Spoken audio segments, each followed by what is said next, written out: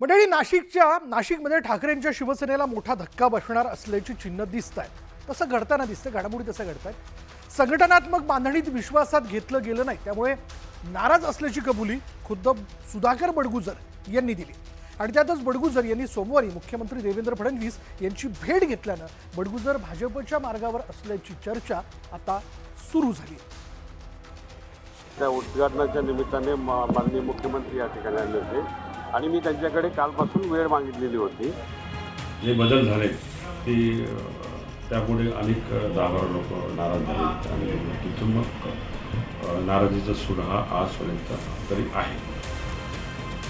पक्षामध्ये संजय राऊत सारखे लोक असताना, त्यांची एवढी बडबड असताना दुसऱ्या कोणाची दुश्मनाची त्यांना गरज नाही. उद्धव ठाकरेंना पुढे जाणार पक्ष. ज्या दिवशी आमच्याकडे सत्ता असेल त्या दिवशी पक्ष बदलणारा पहिला माणूस गिरीश महाजन असेल.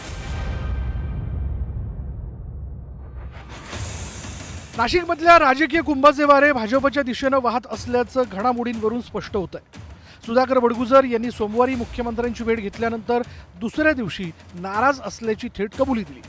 त्यानंतर गिरीश महाजनांनी राऊतांवर तोफ टाकली, तर राऊतांनीही महाजनांचा हिशेब चुकता केला.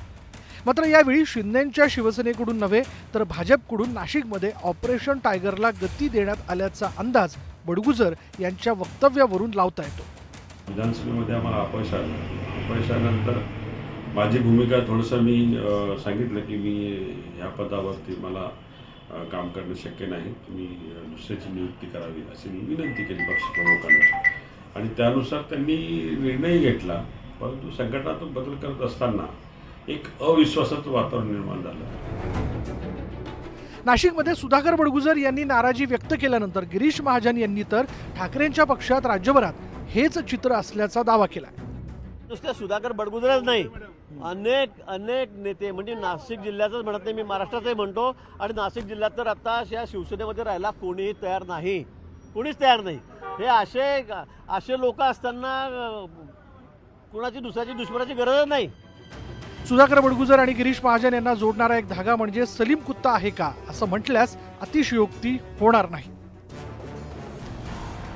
कारण 2 वर्षांपूर्वी सुधाकर बडगुजर आणि दाऊद इब्राहिमच्या डी कंपनीमधील सलीम कुत्ताचा व्हिडिओ समोर आल्यानं राजकीय वाद सुरू झाला होता. भाजप आमदार नितेश राणे यांनी सलीम कुत्ता आणि सुधाकर बडगुजर यांचे फोटो विधानसभेत झळकावले होते. त्यानंतर तत्कालीन उपमुख्यमंत्री आणि गृहमंत्री देवेंद्र फडणवीस यांनी SIT स्थापन केल्याची घोषणा केली. तर दुसरीकडे राष्ट्रवादी काँग्रेसचे नेते एकनाथ खडसे यांनी विधान परिषदेत गिरीश महाजन यांचा फोटो दाखवला होता. फोटो सलीम कुत्ता सोबतचा आहे असा दावा खडसेंनी केला होता. सुधाकर बडगुजर यांच्यावर कारवाई होते तर मग महाजन यांच्यावर का नाही, असा सवाल एकनाथ खडसेंनी उपस्थित केला होता. एकंदरीतच 2 वर्षांपूर्वी सलीम कुत्तावरनं बडगुजर आणि महाजनांवर प्रचंड टीका आणि आरोप करण्यात आले होते. आता हे दोन्ही नेते एकाच पक्षात दिसण्याची चिन्ह दिसत असल्यानं संजय राऊतांनीही भविष्यात काय होऊ शकतं याकडे लक्ष वेधलं.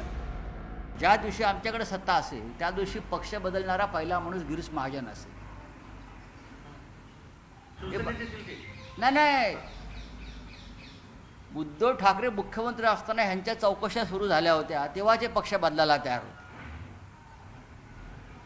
उद्धव ठाकरे किंवा सरकार होतं महाविकास आघाडीचं आणि यांच्या आर्थिक घोटाळ्यांच्या आणि इतर काही भानगडींच्या चौकशा सुरू होत्या, तेव्हा हेच निरोप पाठवत होते, मी राजकारणातनं बाहेर पडतो, मी शांत बसतो. नाशिकमध्ये होणाऱ्या सिंहस्थ कुंभमेळ्याच्या आधी राजकीय कुंभाला सुरुवात झाली आहे. नाशिकला पालकमंत्री नसला तरी भाजपनं गिरीश महाजनांना कुंभमंत्री करून जिल्ह्यावरील पकड मजबूत करण्याचा प्रयत्न केला. देवेंद्र फडणवीस यांनी मुख्यमंत्रीपदाच्या पहिल्या टर्ममध्ये नाशिकचं पालकत्व स्वीकारलं होतं. कारण मुंबई पुण्यानंतर नाशिकची महापालिका राजकीय दृष्ट्या महत्वाची मानली जाते. एकेकाळी शिवसेना प्रमुख बाळासाहेब ठाकरेंच्या पक्षावर नाशिकच्या मतदारांनी प्रचंड प्रेम केलं होतं. त्यानंतर 2012 राज ठाकरेंच्या मनसेवरही नाशिकच्या मतदारांनी विश्वास टाकला होता. नाशिकच्या महापालिकेवर मनसेची सत्ता होती. मात्र मागील 3 वर्षात भाजप आणि एकनाथ शिंदेंच्या शिवसेनेत राजकीय वर्चस्वाची चढाओढ निर्माण झाली आहे. त्यातच आगामी पालिका निवडणुकीच्या तोंडावर विरोधी पक्षातील नेत्यांनी सत्ताधाऱ्यांच्या गोटात जाण्यासाठी धडपड सुरू केली. मात्र यावेळी नाशिकमध्ये शिंदेंच्या शिवसेनेला पिछाडीवर टाकत भाजपनं ऑपरेशन टायगरसाठी बाह्या सरसावल्याचं स्पष्ट होतंय. आता या सर्व घडामोडींच्या पार्श्वभूमीवर उद्धव ठाकरे आणि राज ठाकरे एकत्र आले तर नाशिकचे मतदार पुन्हा ब्रँड ठाकरेकडे वळतील का? ठाकरे बंधूंच्या एकीमुळे राज्यातील राजकीय चित्र बदलेल का? हे आता लवकर स्पष्ट होईल. संतोष गोरे, न्यूज 18 लोकमत, मुंबई.